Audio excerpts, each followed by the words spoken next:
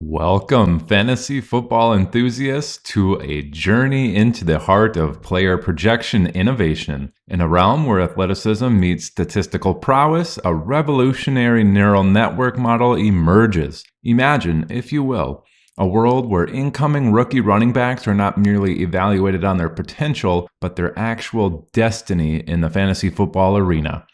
Enter our neural network machine learning model, meticulously crafted to predict the pinnacle of a rookie running back's career by harnessing the power of their physical traits, their athletic prowess, the NFL draft capital that player receives, alongside a treasure trove of their college statistics. Our model embarks on a quest to unveil the fantasy football prodigies of tomorrow.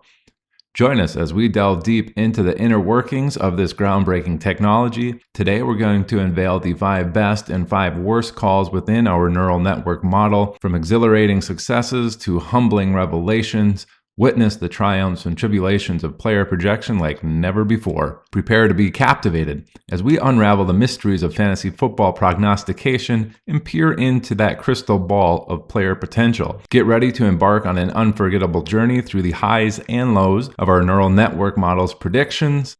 Fasten your seatbelts and hold on to your fantasy football dreams, because adventure begins now, only on Zilla Fantasy Elite. Now that we've set the stage, let's peer behind the curtain and uncover the inner workings of our neural network machine learning model. Strap in as we dissect the intricate mechanisms that power our predictions and illuminate the path to fantasy football enlightenment. At the core of our model lies a robust database, as always, meticulously curated with over 250 running backs data spanning since the 2013 NFL season. This treasure trove of information serves as the foundation upon which our predictive prowess is built. But what drives our model's predictive power? Enter the neural network.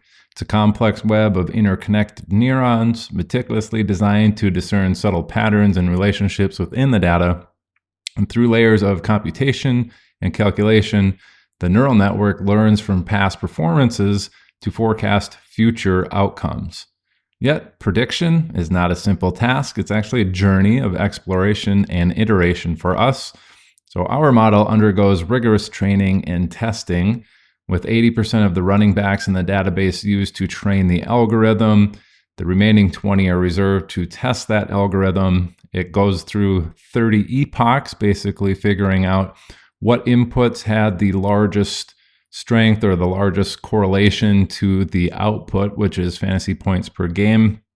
It'll do this 30 epochs, basically training this algorithm. And at the end of that, it says, hey, I know what inputs have the greatest impact for the output. I'm going to make a prediction based off of this prospect's inputs, and then it makes a prediction based off of that. But this process is actually repeated 100 times. So it's going to reshuffle the 80% of the running backs that it used to validate. And then it's going to take a new set of 80 and see, hey, what inputs are being used to make this 80% the most accurate prediction.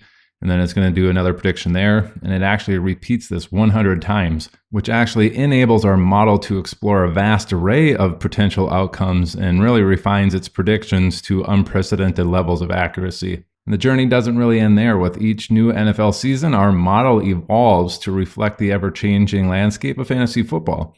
New rookie and veteran running backs who earn 80 opportunities in a season, and then those veterans who bested their career best are seamlessly integrated into the database at the end of the season, enriching our model with fresh insights and updated performance metrics. So there you have it. That's the intricate machinery behind our machine learning model. And today we're going to tackle the 5 worst calls that happened with the neural network model in 2023. Number 1 on that list is Deuce Vaughn. Despite being projected as one of the top prospects by the neural network model, Deuce Vaughn's performance on the field fell short of expectations. The model ranked Vaughn with the 5th best average and the 7th best maximum predictions for career best fantasy points per game out of the 36 total running backs. Deuce Vaughn's preseason actually was kind of electric, and he found himself with 25 opportunities in the first 5 weeks. However, he was inactive on game day in 8 of the next 12 games, receiving only 5 more opportunities the rest of the entire season. He actually finished the season with 23 carries for 40 yards, which is a very, very poor 1.7 yards per carry. He had 7 targets, caught all 7 of those for another 40 receiving yards, which is 5.7 yards per reception. Nothing to write home about there. My biggest concern for Deuce Vaughn is that he earned some opportunity early in the season with how he played during the preseason. However, it seems like Dallas saw enough on the field and in practice to want to sit him for 2/3 of the remainder of the season and only give him 5 more total opportunities after week 5. Number 2 on this list is probably the biggest whiff from the neural network in general. It's Aiden Bourget or Bourget. I'm not entirely sure how it's pronounced. He did go undrafted. He was out of Harvard, if you remember that. It was anticipated to be a promising prospect according to the neural network model, ranking relatively high with the 13th best average prediction, but he had the 6th best maximum prediction in the rookie class. However, Bourget went undrafted, as I said before, and failed to secure a spot on any NFL team following that. Instead, he ended up in the XFL with the St. Louis Battlehawks before being cut from that team last November, representing a significant misfire from the model. Number 3 on that list is Kenny McIntosh, the Seattle running back. Kenny McIntosh was projected to be a top-tier prospect by the neural network model, ranking among the top prospects in this rookie class with the 9th best average prediction and the 4th best maximum prediction. Again, that's among 36 running backs.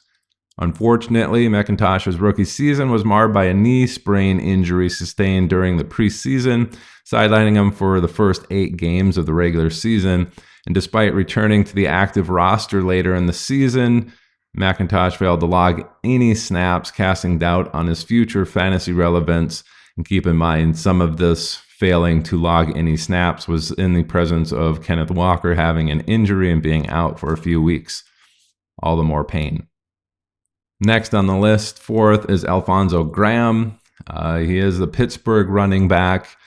He did receive favorable predictions from the neural network model, ranking him with the 10th best average and 10th best maximum predictions in his rookie class, and the 6th lowest minimum prediction. So the model was liking him, 6th lowest minimum prediction, 10th best average and max. Kind of thought if he's going to get 80 opportunities, he's going to be pretty good. However, Graham's NFL journey took an unfortunate turn when he went undrafted, suffered a season-ending shoulder injury during the preseason with the Pittsburgh Steelers. Subsequently, he was waived with an injury designation, and Graham spent the remainder of his rookie season on injured reserve, which does raise doubts about his future fantasy prospects. And lastly, we have Emari Demercado, the Arizona running back. Emari Demercado was considered one of the least promising prospects in the rookie class last year by the neural network model, ranking with the 34th ranked average prediction and the lowest maximum prediction in the class, 36th out of 36 prospects.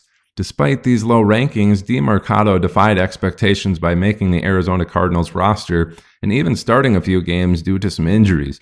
While his overall fantasy output was modest, averaging just 5.24 fantasy points per game, he did show flashes of potential during the season.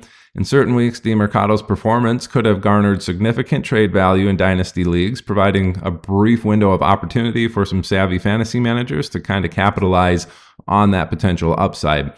However, the model's low prediction for Demercado may have resulted in him being overlooked by some of the people following this model, and by many fantasy players, missing out on the chance to exploit his trade potential, and thus a miss for this fantasy model. All right, that's going to do it for the 5 worst calls from the neural network model. I will tell you it was a little bit difficult trying to find the 5 worst calls on this because it did do a very good job of finding people to fade. People like Roshan Johnson, people like Tank Bigsby were lower in the model. Israel Abandakanda was lower in the model than people had him in general. So the 5 worst calls, a lot of these guys just didn't work out, but were highly ranked in the model. As you're going to see in the 5 best calls, you'll probably see where it really comes into play, which is trying to find which players to avoid and not spend high draft capital on and kind of tank your team. Thanks for watching, everybody. This has been a Zilla Fantasy Elite production. Have a good one. Bye.